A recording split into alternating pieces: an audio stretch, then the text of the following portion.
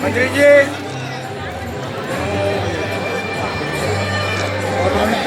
एकदम बढ़िया बड़े ऊंचा ना हुआ कार्यक्रम। अच्छा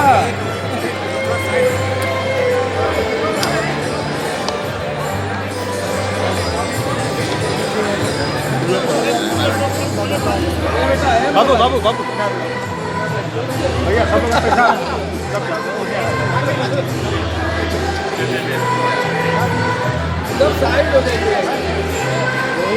पीछे हट जा बाबू, तुम हट जाओ, भैया किनारे हो जाओ।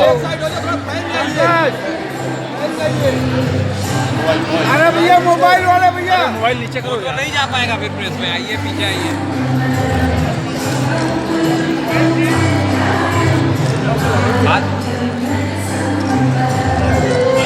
आज आप ए बाबू। वैसे होली मिलन समारोह में आई हैं। आपका काशी से बहुत पुराना नाता है और काशी एक तरह से आपका अपना घर है और काशी वाले भी आपको काशी का मानते हैं।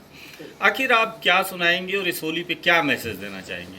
पहली बात तो बहुत बहुत बहुत आनंद हुआ कि होली में अभी होली बीती भी नहीं है बल्कि परिवार दूज है और उसमें आज गाने के लिए बनारस में बुलाया गया और इतने बड़े समाज ने पूरा बुलाया है, बहुत मन से बुलाया है। तो बहुत प्रसन्न हूँ क्योंकि विश्व में कहीं भी बनारस जैसी होली तो होती नहीं। और मैं एक बार दूसरी ये कहना चाहूँगी कि जिसने बनारस में एक बार होली मना ली, होली देख ली, बसंत यहाँ का देख लिया, यहाँ का चैत देख लिया, तो वो विश्व में कहीं भी देह रहे उसका मन सदा काशी में रहेगा। तो हम भी कहीं भी गाते हैं, हमारे मन में जो यहाँ का उत्सव धर्मी समाज है भारत बनारस का, वही मेरे हृदय में भी धड़कता है। तो आज वही उसी आत्मा से उसी कंठ से यहाँ पर सुनाऊंगी, गीत सुनाऊंगी और एक कुछ चैतिया सुनाऊंगी कि बनारस में रसिक हैं, सुनने वाले जानकार लोग हैं, क्योंकि किसको किसको नहीं सुना यहाँ पर तो किस्से कहानियों की तरह इतने बड़े बड़े लोगों का नाम आप लोग सब लोग लेते हैं।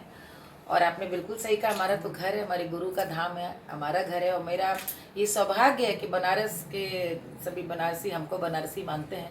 मैं कहीं भी जाऊं तो मेरे नाम के आगे भले लखनऊ लिखा रहता है लेकिन सब हमको बनारसी ही मानते हैं।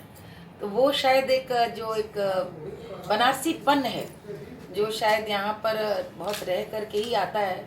वो गुरु दीक्षा से आ गया या यहाँ पर 25-30 साल पहले मैं रह रही थी उसके कारण आ गया, या मेरा बचपन मिर्जापुर में बीता जो कि बिल्कुल लगा हुआ क्षेत्र उसके कारण है। तो मुझे लगता है कि बिना बनारसीपन हुए वो होली में वो आनंद हो नहीं सकता। ब्रज और बनारस ये दो जगह हैं जहाँ पर वो आनंद उन्मुक्त होकर के गाने वाला और कहीं नहीं मिलता। तो आज उसी रस को लेकर यहाँ पर आई। देखिए, मान लीजिए आप कुछ कहिए चाहे ना कहिए, लेकिन आपका जो गायकी का अंदाज है और आपके जो शब्द हैं उसमें एकदम बनारसीपन दिखता है और कहीं कहीं एक बनारसी फकड़पन का अंदाज जो होता है आपके गायकी में वो स्पष्ट झलकता है और यहाँ के श्रोता उसका आनंद लेते हैं।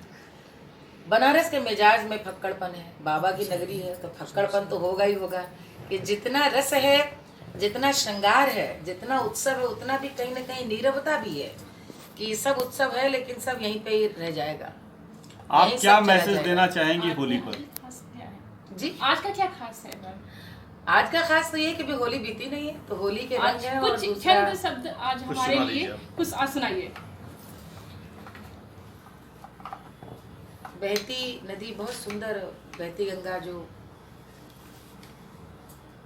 बहुत सुंदर कथा उसकी, बहुत सुंदर चैती है। ही ठैया मोतिया है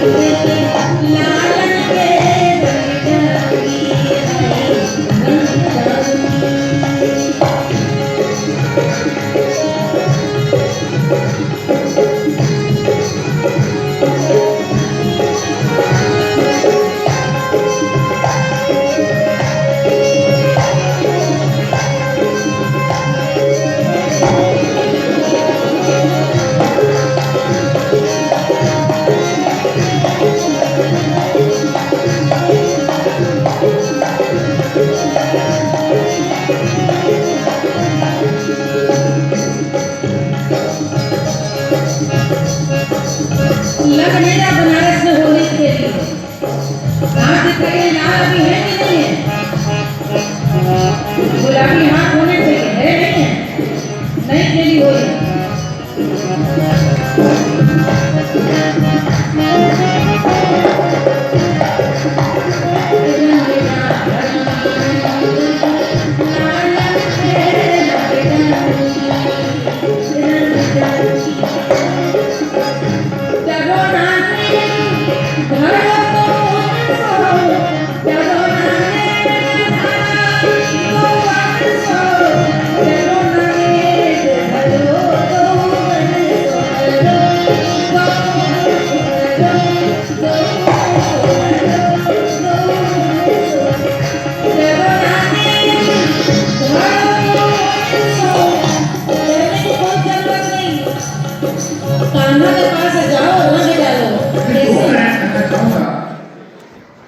उसके पहले जोरदार चाहे एक बार भारत माता की भाई हमारे पूरा हाथ नीचे है कि निराश चाहे उदास। अरे भारत की देश में रहते हैं उसके भी हाथ होते हैं भारत माता की। इस देश में हम रहते हैं उसकी जयकार पर भी हाथ न उठे तो ये बड़ा खराब है। हम लोग देश के इतिहास को देखते हैं कि मेरा देश कितना संपन्न था, संस्कारों के कारण से यह विश्व गुरु था। सोने की चिड़िया हमारे संस्कार थी, लेकिन देश कई बार गुलाम हुआ। गुलामी के कई कारण थे। अगर मेरे से पूछा जाए 4 कारणों में से सबसे बड़ा कारण था कि भारत के लोग जाति जाति में बटे थे और छोटी सोच थी। राजा की सीमा को राज मानते थे। काशी नरेश में रहने वाले लोग काशी को ही अपना राज मानते थे। अगर अवध के अंदर हमला हुआ तो मेरे से क्या मतलब हो तो अवध देश है। कश्मीर के अंदर हमला हुआ तो कश्मीर अलग देश है। राजस्थान के अंदर हमला हुआ तो वहां के तो मराठी समाज के लोग हैं अलग देश है। जो छोटी सोच ने हमें कई बार गुलाम बना दिया। लीडर क्रांति न्यूज।